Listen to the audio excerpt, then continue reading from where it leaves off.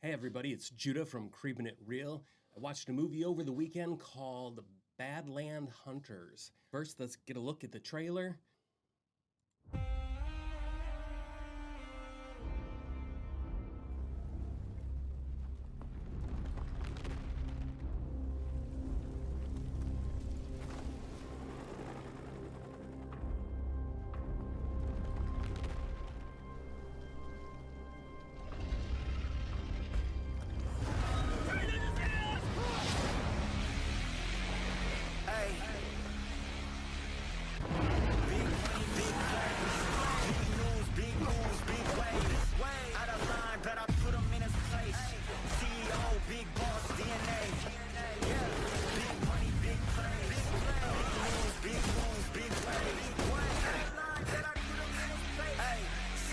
Big boss DNA. 아이 맛있겠다. I watched it over the weekend because it was up in my recommendations. It is an action adventure. Why am I reviewing it on Creeping It Real? You're not my mom and I'll do what I want. There are some horror elements in this. There are some zombies, or what really are genetically altered humans in this. There is also a doctor who portrays himself as being somewhat of a savior for mankind in this desolate place, but really has a nefarious plans for people, and he's doing experiments without their permission or behind their back, things of that nature. I personally really enjoyed this movie. As far as the story goes, it's very light, and it's very just kind of what you would expect from a post-apocalyptic. You got dust, you got a lack of water, you got gangs out there that are kidnapping people, selling people, food is scarce. You know, you have the one oasis that is telling people, hey, come here for safety, things like that. And nothing new. But this is the thing. If you go to a fast food restaurant and you order a hamburger, they deliver it to you wrapped in a piece of paper, generally. Are you going there for that piece of paper, or are you going for the hamburger? This is my point. The story is the piece of paper. The hamburger is the action. That's what you came for. You came for the action, and this movie delivers the action. It's a tasty burger, but the paper is just whatever. You need it to get it to you, but after that, it's kind of secondhand. I have been a fan of Korean cinema for a long time, especially rom-coms. I think their rom-coms are just hilarious.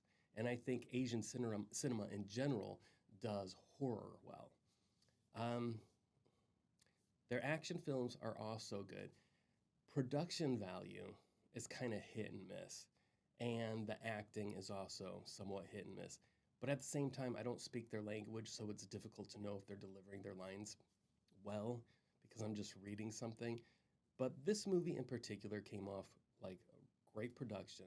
The alligator was decent. There's another scene with these zombie soldiers. There's this tongue thing that they do. That came off really bad. But if I was to gauge it against, say, like Disney Marvel, I think it's on par, especially with what we've been getting recently. Some of that Marvel CG is just dog water.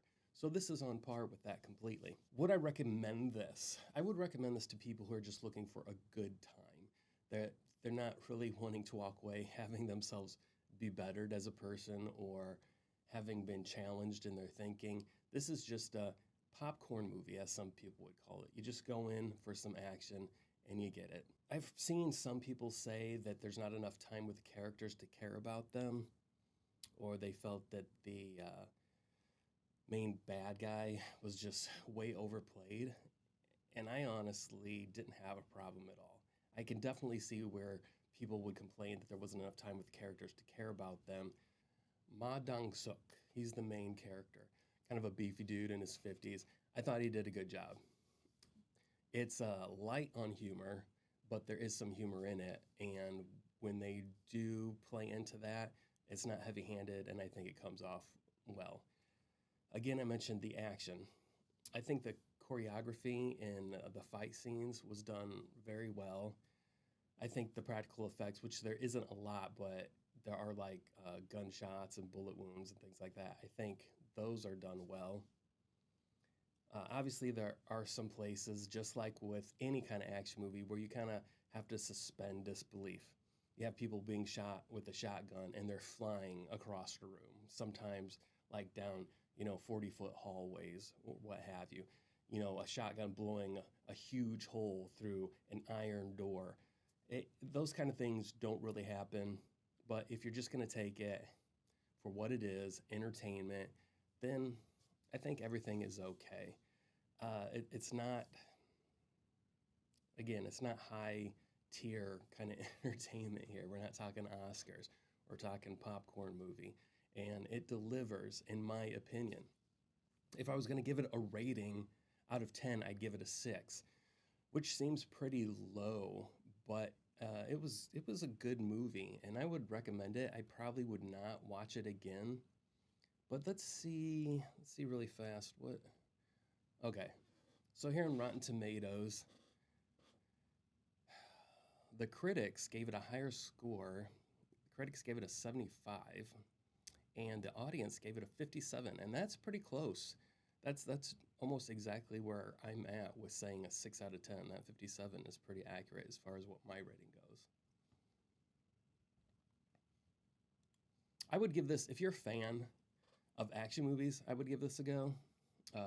If you're a fan of Korean film, but again, you'd still have to be a fan of action, I would give this a go. If you're looking for a straight-up horror movie, this is not for you. Even though it has elements, it leans more towards the action. If you're a video game player, think Resident Evil 5 and 6 versus Resident Evil 1 and 2. Be it 1 and 2 is more the survival horror, and 5 and 6 is more of the action adventure kind of thing. That's what this would fit in, the action adventure. I mentioned that I am a big fan of Korean cinema and Asian cinema in general. Coming up soon, we're going to have a review on a movie called Dead Sushi. That is totally different. The production value is hideous. The CG is so bad. We're talking Birdemic levels here, but it's still entertaining. Please stay tuned, watch that review. And if you have any comments on Badland Hunters, if you thought that this movie was dog water and then I have no right recommending this to people, I'd love to hear it in the comments. Also, I don't have a lot of people in my sphere that I can talk to about my love for Asian cinema. If you got something on your mind that you think I should check out, I would love to hear it. That's all I got for now. Thanks for watching. Please like and subscribe, leave a comment, and I will see you next time.